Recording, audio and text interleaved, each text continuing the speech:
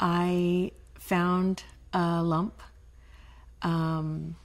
in January of 2005, and of course that was very frightening.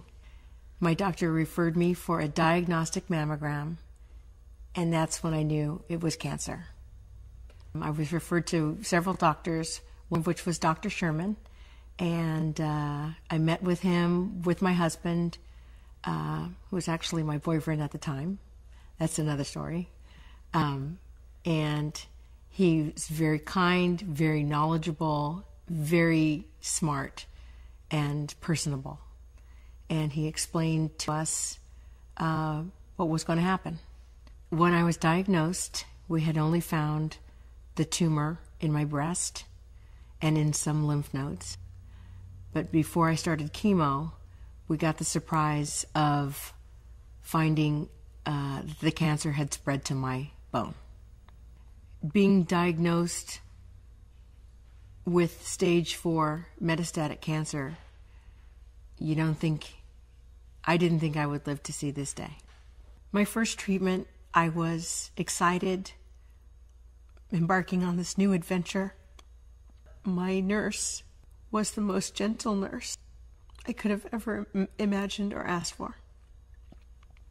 She spoke to me very quietly, close to my face, and said she would explain everything to me and make sure I was comfortable and answer any questions I had. After we celebrated our 2-year anniversary of my diagnosis of cancer, we went skydiving, and 2 weeks later we decided we'd go ahead and get married. 2 weeks after that, he was diagnosed with testicular cancer. As soon as he was diagnosed with testicular cancer by his primary care physician, we knew immediately we would go to Dr. Sherman.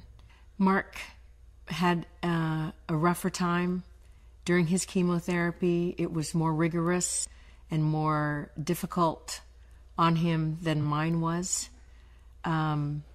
He had more frequent visits to chemotherapy, and he came out smelling like a rose. Mark is celebrating his 2nd year after his diagnosis in March of 2009. If I could say something to Dr. Sherman and his staff, I would thank him for all of the education and support and for basically my life. I wouldn't be here today without him. And to the nurses, they've become such good friends of mine, a big part of our lives, and we've come to love each and every one of them.